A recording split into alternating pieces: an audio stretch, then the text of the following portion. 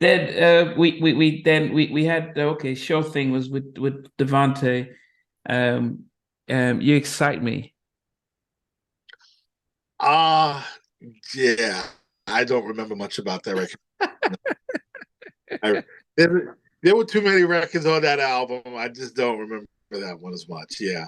So the thing is that the album didn't do as good, especially in 1990. But I was so looking forward to "Sexy Verses," and that is actually probably my favorite I'll Be Sure album. Hmm. And my favorite song was "Right Now." Oh, Um, okay. and yeah, it just it showcases his vocals, and it's just a nice vibe. Did Hmm. you come up with who? How did that track come first? Was it the music first, or his lyrics, or how did, or you both come together with that? Yeah, that was music first. I produced that track for another artist, another group. And when Al heard it, he said, "Oh my God, I love that music. I love that music." There was nothing I could do, it's on the other artist. And then when that artist, that group wasn't released, he said, "Give me that track." You know, and he came and he blessed it and got it to number one record. But Yeah. then who then if it was only for another artist that they recorded, was the lyrics changed or what happened? Yes, changed. He rewrote the song. Yes. Okay. Exact same music, but he took it, took their vocals off, and he rewrote a whole nother song. Okay. Yeah, I think as I said, people would be surprised how much of it that he was a lyricist. We would just, that part of him doesn't really get highlighted how much of a lyricist and an artist a producer he is. Very Um, talented songwriter. Yes. did you get involved with you and I? No, no, I did not. Okay. And then he had Devante on playing games. Another big one was Natalie. Yes. Okay. We wrote that song. It was supposed to be for Halle Berry's movie, and it was going to be for her character. I don't remember the name because they changed the name of of Natalie from something else. But yes, we Al wrote that. Andre was going to put out his first movie, and we wrote that record to be in the Halle Berry movie because Oh, that was her first feature. is it Strictly Business. strictly business? Yeah, yeah. Yes. And when we didn't make the deadline. Oh, goodness. Yeah, that would have been great. Al kept on. He kept to change the name because we had to change the name, and that was that record. That was the go. Natalie. Yeah, Oh, yeah. oh, okay, wow. Um, for you, girl, featuring Grand Puba Chub Rock. Were you involved in that? I don't even remember that record. Okay, I don't okay. even, Kick in the head with Rakim. that's no. I think that would have been Kevin. Maybe. Yeah, that was Yeah, Kevin. Kevin Dean. Yeah. Yes. Then you had to turn you out with Slick Rick. Slick Rick. I don't remember that record. I don't know if that was one of Oh, my that records. was Swing, Devante Swing. Okay, Okay. okay. Then you did the See the Lady with Chub Rock. Yes. Yes. Now, what did that record start? Wow. It started out as something else, and again, Al made it fun. And it was just supposed to be a fun record. It wasn't really an Al B. Sure record, but it would we demoed it, and they said, "Yeah, why not put it on?"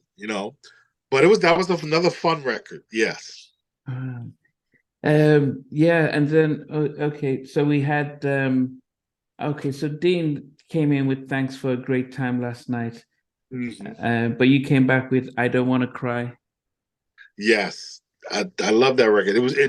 It looks like a movie to me. Mm. When you hear that record, it's a visual record. You can visualize what's going on in that record. Um, it's an emotional record for Al at the time, um, and just being able to put our emotions on to wax. at the time, Wax. That was a personal record, and it came out pretty good. Oh, so okay, so there was a meaning behind the song more than just the song. Yes, yes, it was. Yeah, just going through a little bit of heartbreak, like we Okay, always do in our 20s, and he was able to take that and put it on the record. okay. Mhm. So you die for you, Why do I remember that one? I Brian don't. Lathrop. He had somebody, Brion. Is it Brion? Oh, yeah, yeah, yeah. Brianne was on there. Brianne. Yeah, she did the talk in the beginning. Yes, I remember that. I don't know if I did that one. I don't know if I Yeah, did that. it had you. Yeah, it listed you as a Oh, producer. I mean, it is 30 years ago, so it's not, I, it's not like. I But you, remember. yeah. Okay, yes, yes. Die for Uh, you. Because I I'll remember never. Brianne being in the studio, yes. Okay, But I'll. Yeah, yeah. Maybe I'll never hurt you again. oh yes, yes, yes. I love that one. I love that. Now that was the one. Oh, I thought that was the one that came from his heart, that record. Oh, Yeah, what I was saying about, I thought you was talking about the other record. I But don't that, want to cry, wasn't it? oh, no, no, no, no, no. Okay. Right. I don't want to cry. I demoed for somebody else. He wrote it, Oh, and then he said, "No, let me." That didn't get released, so he said, "Let me do it." And I think that was a okay. single. Yeah, but I don't Oh, want to cry was the ballad that was beautiful. It was okay. a beautiful ballad and came from his heart, and a very visual record. Yes, I got the titles mixed up there. I'm sorry. That's fine. Yeah, that Papers in the End with Greg to the Head and Slick Rick. But they said How T, that was more like a rap. It was more than them rapping. Yes, yes. It was, you know what? I thought it was real cool. He instead of reading the credits on the album, he made a record with the credits. I thought that was real slick. Um, he said thank you to everyone who helped him get to where he was. And instead of printing it, he did it in a record. I thought that was real Oh. nice.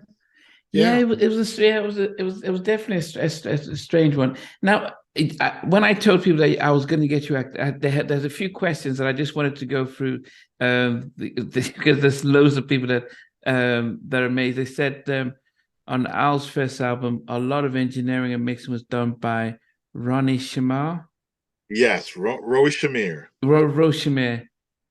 Could you? What was it like working with him?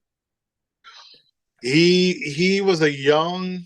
We were obviously all young. Yeah. He was a new breed, Rowie, and he was cocky and knew he was good at what he did. And he was already, he already mixed records from, because we were just starting out at that time, and he had a different sound and approach to engineering that was not hip yet. He started where he could mix a ballad, a pop ballad, but he could also do the hardest rap beats.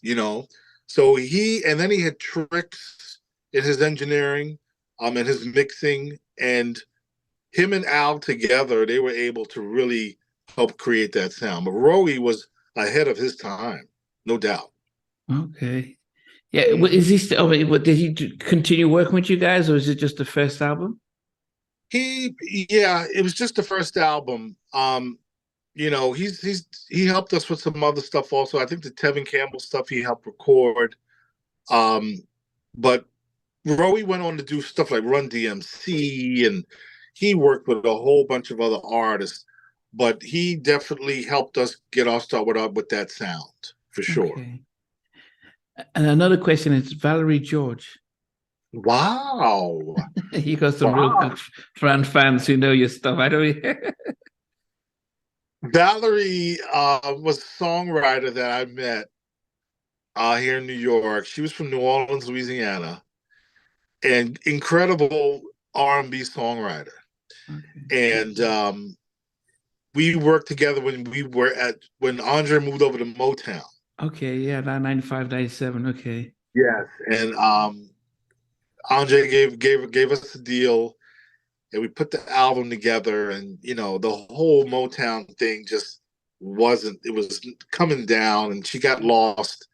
All the artists at that time at Motown just kind of, you know, didn't get the attention they were supposed to get. But she was very, very talented songwriter, R&B songwriter. She was great to work with, easy to work with. She was so talented. Wow. Yeah. What happened to Billy Lawrence and the Michael Speaks track? Wow. So you got some fans. Wow. Who would know that? Wow. Boy, that was incredible to do, because Michael Speaks came from a whole nother space, you know, with gospel. And then, you know, Billy was so pop R&B. Having them together, oh my God, it was great. Didn't come out, you know, it didn't come out, but oh my, I think I still have that somewhere. I still listen to it, you know. Them coming together, and they clicked so well, you know, they clicked so well that it was beautiful. So what happens when you make a record like that? Does the label say, we just don't see a market? I'll say that again. No, when you do a record like that, does the label say, yeah, we don't see a record, just a later market, we just shelve it? No, you know what? It was interesting because the label, Michael Speaks I think he had a deal with at the same label. So the label wanted this to happen. Hey guys, thanks for watching. Thanks for being part of the Halftime Chat community. Please remember to like, share, and subscribe. But most importantly, why don't you consider being a member?